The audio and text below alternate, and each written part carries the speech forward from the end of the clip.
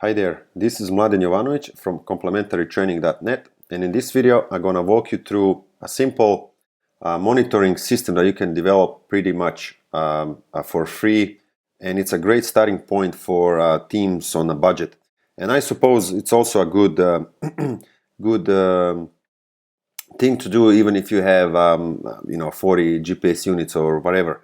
But anyway, this is a system that anyone can pretty much develop and use. It has its flaws, but it's better than nothing. And yeah, it's a good start. Even if you have a big budget and you can afford all these fancy gadgets for monitoring training. Anyway, I'm currently using an annual planner for sports, running in Google Sheets. Which the previous version you can download in the link below, which is a version without the monitoring component. So I'm going to walk you through the monitoring. If you're interested in annual planner and how it works, you can check the link below this video. So anyway, here we have annual plan and calendar, and the thing I added, which is new, is a monitoring sheet, and I'll walk you through it. So this is idea from Javier Malo, strength conditioning coach. I think he was in Barcelona, and he has a pretty good book on fitness training for soccer. And actually, I found this solution in his book, and I find it quite interesting. And I know a lot of coaches already use something like this, but I created something here that you can download and modified and to suit your needs.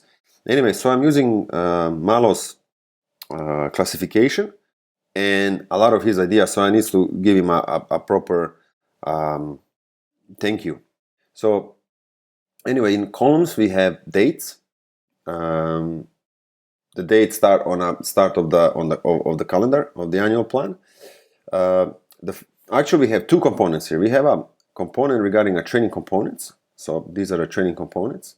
And then we have athletes, so pretty much athlete status. Let's cover the training components. Again, what people make mistake is that they use different classifications, but they become slaves to those classifications. The point is to use classifications to actually help you to kind of put certain buckets, make things a little bit easier, but you need to keep in mind that those are only categories, so you use them to help you, and you understand that there are differences within categories and similarities between categories, and you should be free to actually change those depending on situation you stumble on.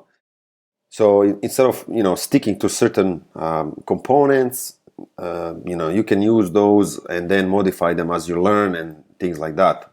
So again, this is a categorization but based on work from Javier Malo. So pretty much this is for soccer. So pretty much we have a warm up without ball and warm up with ball. What we are doing for every date, and actually for every training session, I'll show you how to do that later. We can put anything. It could be certain units, whatever you want, maybe a coach's units, or it could be training time. So we have warm-ups, so without the ball and with the ball. So you can write minutes, so say we spend 10 minutes here and 10 minutes here. Then we have a physical component. In this case, for monitoring sake, I created a couple of subcategories. So I have a strength training, power and jobs, speed and agility. Then I have a continuous lower intensity runs below 90% of mass, longer high intensity training. So these are pretty much 30-30 or 1 minute or 3 minutes at 90 to 100% of maximum aerobic speed. We have short high intensity training, and then we have repeated sprint efforts, or repeated sprint training and sprint interval training, which is, someone calls it glycolytic endurance or lactate endurance, whatever you want to call it, or special or speed endurance. So maximal effort done for maybe 15 to 30 seconds with complete rest or incomplete rest. Then we have a technical component, and I'm using Javier Malo classification of low extensive, medium extensive, long intensive, short intensive, maximum intensity. To dig deeper into this, you need to read his book, which is quite pretty good book actually on fitness training for soccer. So this is pretty much similarity with the game intensity, not only physiological but also cognitive, involving decision making and things like that, I would say attentional focus and cognitive elements. So technical is training without decision making. So pretty much you have movements predefined, maybe passing in triples, passing in 4, and things like that. Then we have tactical, where you actually have decision making. You have an opponent. It's same classification. Competitive is, and actually in tactical, you're maybe emphasizing 1 or 2 phases of a game, which are offense, defense, defensive transition, offensive transition, and set pieces, or play restart, however you want to call it. Competitive is pretty much same as tactical. So we are going from very simple to very complex. So competitive games or practices involve pretty much all phases of a game. And we also have this categorization here. Anyway, this is just an example. Remember that I said that categories are to help you rather than to be slave of the categories. So anything you might use to suit your needs, just modify it, add rows, whatever you want to do. And then we have a game, friendly and league or cup game. So if you write here 10, 15, it's going to sum up immediately at the top. 40, 50.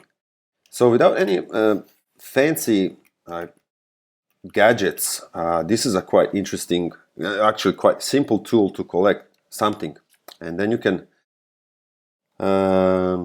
we can actually plot this on annual plan. So we can pull out the summaries for a week, so weekly summaries, and we can put a simple chart showing a volume of components for a physical, technical, tactical, competitive, and game categories. And then we can see our progressions and things like that, how things are progressing with the annual plan.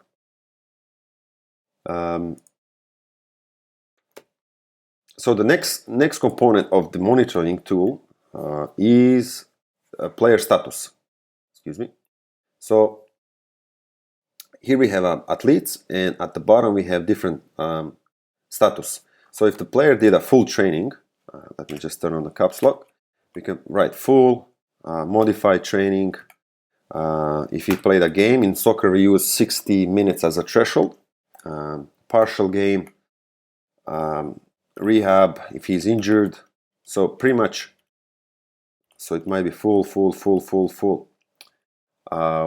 What you want is a quick visual guide, knowing what each player is doing. So without any fancy gadgets, you can use these to help you decide if a player should play or not, depending how many full sessions he had in a row. You can check attendance and things like that, or the duration of the injury and so forth. So anyway, we have also sick. We have away, which is maybe he's away for a national team camp, and missed is minus. So he missed the game. The good thing with this, you can change the code. So let's say I put this to be K. So if I put this to be K, actually it's working now, as you can see here. So now if I put K, it's going to be green. So you can change these codes and use your own codes, maybe on your own language and whatever. So this way we can get a quick visual indication what's happening with the athletes. Are they participating fully or not? There are two two issues with this. As I mentioned, the level of analysis is a single day. And what if we have two sessions? What we can do is we can copy. Let me see if I can duplicate from here. Let's say copy, and then I'll put paste. I don't know if this should be working regarding the codes. Hopefully it gets green. Okay, that's perfect. So I can add, where did I put this? Copy, paste, or insert, sorry.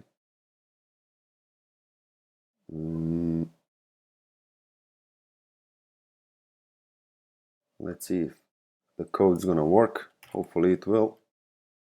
Maybe not. Oh, it's working. That's pretty good. So what we can do is we can copy these, and then we can say it's same as this one.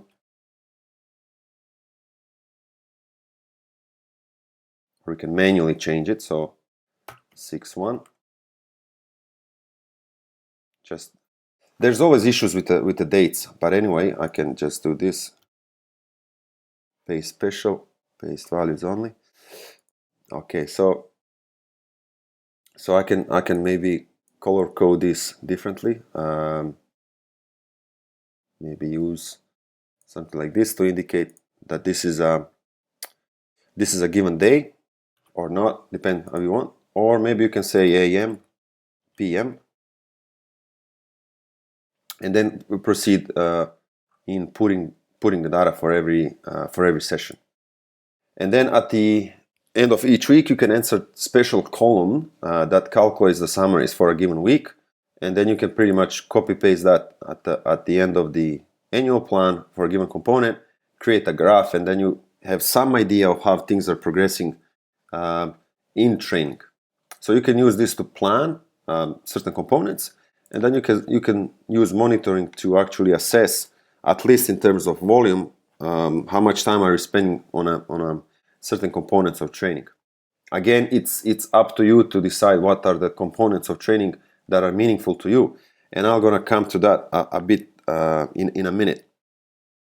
So the other issue is the problem if you have two teams. For example, we might have everybody is doing the same sessions, and then we might split the team in two. So for example, reserves or juniors or whatever. In this case, you might say young team, and then this could be a first team. So they had one session on 6th of January, but then you can tag those players who did a full session and leave empty for those who didn't. So no training for a group, for a young group, and these guys could be, so you know they didn't miss the training. So this is one simple technique that you can actually use. I'm gonna delete this, delete column, and delete this. So you can use this. The other thing you can also use are the notes or comments. So if you want to be more prescriptive, so you can click here and add note. So you might say heavy lifting day. Sorry, I keep using a caps lock. So heavy lifting, and you can actually write, the squats 5x5 at 75%, 1 RM, things like that. That's just to give you an idea what happened. Or you can go to a calendar, check that date, and then check what was a training plan, or even you can go on an annual plan, and you can also insert note here. So it's really simple, and this is completely free. I mean, Google Sheets, and then you can actually share this, as I mentioned in the first video on annual planner. You can actually share this with coaches, and then you can actually edit the same sheet at the same time. Speaking of that, Last night I've created an annual plan for a soccer club I'm working with, and me and a coach were editing this at the same time, commenting on certain issues, and actually we chatted. You have a chat room, and then you can actually chat and decide on certain things.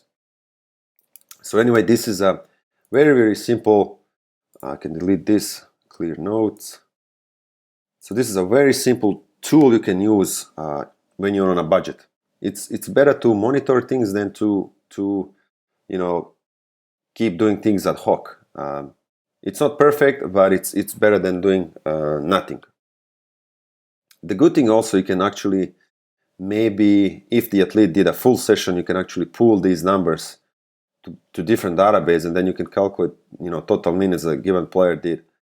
I know the performance of the given players vary a lot for say small-sided games, medium-sided games.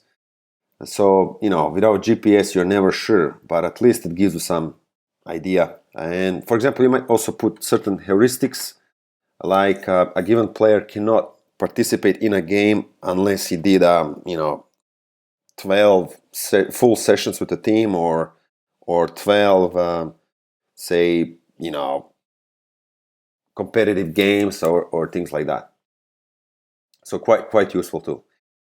The thing that I mentioned before is the category. So usually I'm going to talk a little bit about annual plan and annual planning in general. So what we usually have, and what we are I would say bombarded with the books by Bompa and everybody else, is that we need to start from the top down. So we start from a big picture and proceed to a microcycle and a given day, and then finally to a workout. And to do that, we need to create certain categories. So it could be aerobic training, could be glycolytic, could be speed, and then we need to plan that, and then we go from top we go top down. So from a big gross picture to smaller detailed picture. And to be honest, this is a flawed concept, at least for me. Again, I'm talking from my experience. I used to think like that, but sometimes, to be honest, when we started this preseason, I've put certain components. Let's say I put games and certain constraints in the annual plan, and then we started actually building a session. We started building a week, and from that week, I got the idea, and overall working with the athletes, I got the idea of the components. So instead of starting with the components and then ending up with the training session, I would say both ways. So I did from top down and bottom up approach. So I started with a session, and then from a session and from repeating the similar sessions, I decided what is the component. And to do that, I need to check the equipment I have. I need to check the facilities. I need to check the weather conditions, all that stuff. Level of the athletes, discuss it with the coach and his philosophy, and then I decide on a components that I use to help my planning. In the same vein, I also decide on components that I believe are worth tracking. Again, depends on your philosophy. So the point I want to make is that you don't start with the components. Actually, you might not, depend on your condition. So you don't need to follow a certain philosophy of planning. So you might start with a training, you might start with a single week. You say, okay, this is what we have, this is what we can do in a given week, and then from that, you decide on the components. So for example, my energy system development components are continuous runs below 90%, 90 to 100, 100 over 100, and then I have repeat sprint training and sprint interval training, and I have a specific condition. That could be small-sided games or whatever, but that can also be a skill component.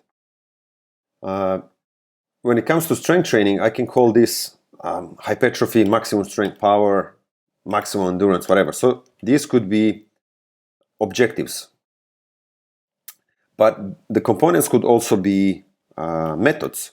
So it could be zones of intensity, or could be a maximum effort, could be submax effort, repeated effort, and so forth.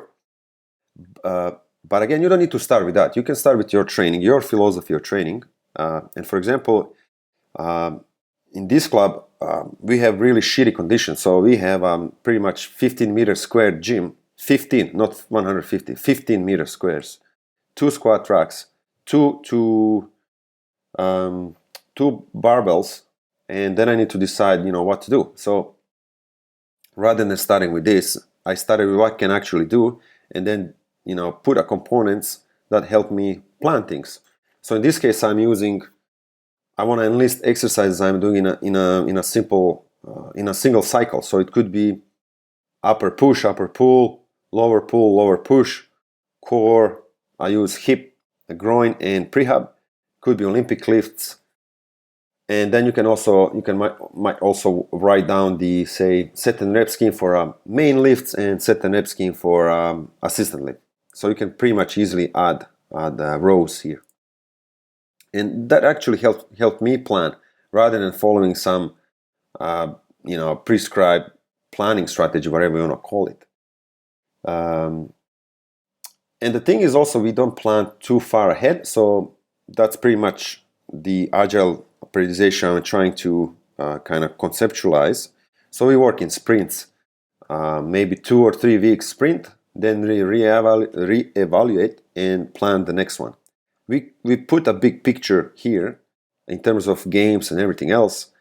We put the constraints, travel and all that stuff, but then we don't plan too much far ahead. Another thing that I'm proponent of is, but I'm not against sequential approaches or block approaches.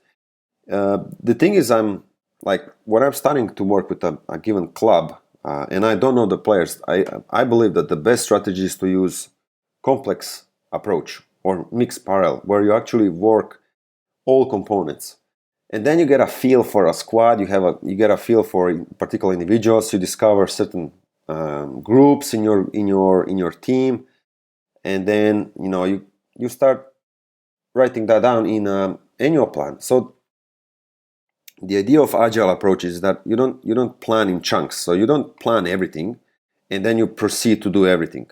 You plan something as much as possible, so minimal viable plan. Then you start doing it, and then you iterate, you reevaluate, and then you replan, and then again you do things. So you start with something that's doable, that you believe it's doable. I call it minimum viable program, and then you see how the athletes figure it out, and if you can actually do it within your constraints, and then you plan again. So it's kind of iterative planning, and that's why I like some of the ideas from Agile and Scrum from IT industry. So that's pretty much some of my thoughts regarding the annual planning. One more time, this is Mladen Jovanovic from complementarytraining.net. Underneath this video, you can find the link for our members to actually use this annual plan. One thing to keep in mind is that you need to click on a file and then make a copy. To make a copy on your Google Drive, because you cannot override this. This is a read-only file. Thanks for watching, and see you on the website.